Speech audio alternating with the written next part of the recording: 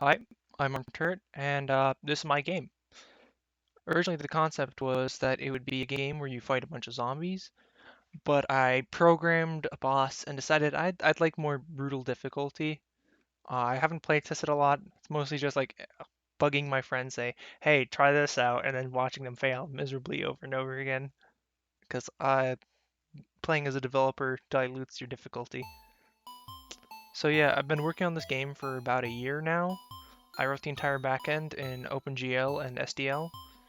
As well as using OpenAL for audio. So the game's map is randomly generated. You have 3 lives to start. I plan to increase the health somewhat based off some sort of arbitrary progression, but you can't heal the health once you lose it. You'll just have to die, and then you'll get your 3 HP back after being sent back to the previous checkpoint. So I just picked up a wooden axe randomly on the ground. There's key elements that will spawn every time in a specific order. Trees are randomly added on top of the trees that already should exist. These nests are in specific spots, and these spawn zombies constantly.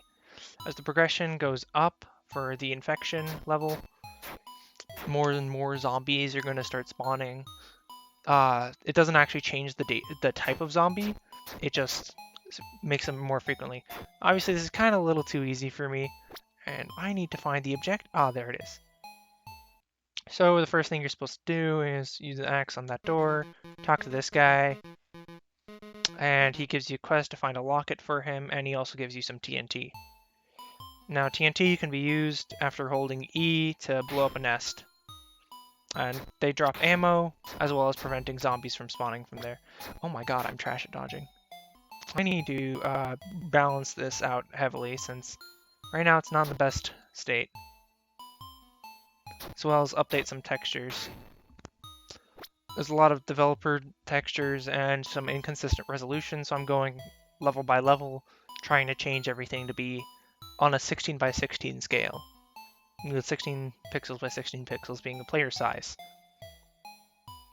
So now I have the locket, and I'm going to go talk to this NPC. Alright, he gave me a red keycard, which I can use to access a laboratory down here, which has the first boss of the game.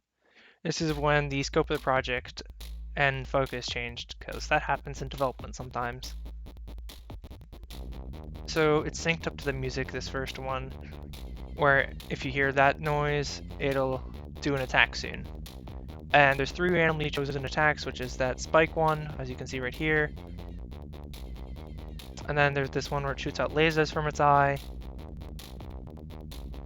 And after it does 3 randomly selected attacks, it does this one where it will make 1 row and 1 column safe.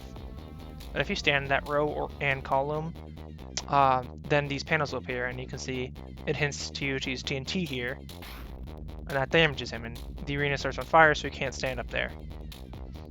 This is his third attack, where it sends a crosshair of lasers to wherever you are, so you have to move from wherever you are. Just to encourage movement constantly. This one's pretty dialed back on the intermissions between attacks, so that way the players have a lot of relaxing time in order to catch up to what's going on. So it never spawns the safe row in the fire. I made sure of that because that would be bad. So it just does this for all 3 phases, just shrinking the arena. So I'll just fast forward to the end. So the boss does one last all-out attack, and then it explodes with quite a bit of screen shake. I need to tone that down, as well as add some more visual indicators that this is actually happening. So you find a scientist in the lab, he explains your scenario. I'm just going to skip past it because I've read this text hundreds of times. So now you walk out of the lab, he tells you to find a decontaminator for him, which is basically this gigantic turbine that looks sort of like a blender. You look at it, he tells you, oh, this is missing parts, once you get back to him. So I talk to him, he gives me a junkyard keycard in order, not a keycard, it's a rusty key, what am I saying? So he gives you this keycard, you walk into the junkyard to just grab some spare parts, nothing can go wrong there. Psych, it's a second boss. So I really liked developing these bosses to be unique. So this first one, this one has a phase where you kind of scramble up a hill. these textures have not been replaced in any way, so it's all the default stuff. Eventually, this is going to look like a junkyard that you're actually climbing up a massive pile of junk. And when you reach the top, it gets angry and starts throwing debris. Out of one of the three attacks, one of them will insta-kill. Wow, well, I didn't dodge that one. Well, if you die, you just get sent back to the last save point, which it saves every time you complete a quest. So I'm going to fast forward to getting at the top of that arena. All right, so I'm back.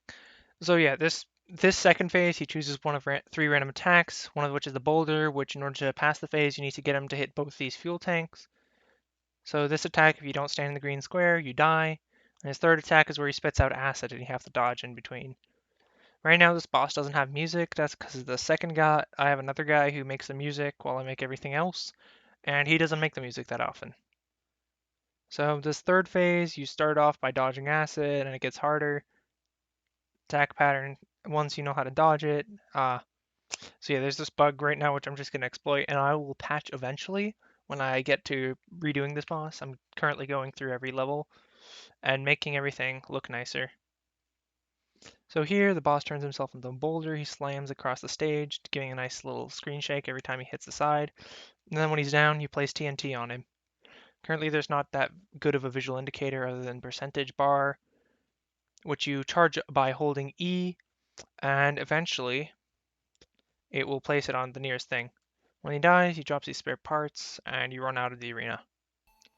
So you use the spare parts in the decontaminator to repair it, and then you press E again to activate it, and that stops this infection counter at the top right. And it plays a nice animation as well as a song to let you know you're in safe hands.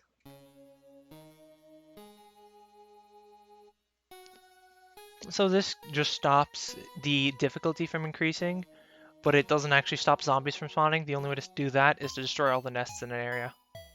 And it saves the game. There's a few rendering bugs I'd like to fix, namely, I want to change the fog to be an actual fog looking thing, and trees are rendered like that, so that's not okay. But yeah, that's my game. I have no idea how this is going to be received. I will work on it regardless because I will feel like garbage if I don't finish this. Yeah. Oh, Discord. Yes. Link now. I will probably be posting about stuff that I do there. Don't hold me to it since nobody reads the channels anyway. But if you want to talk about the game or anything else, go to that server.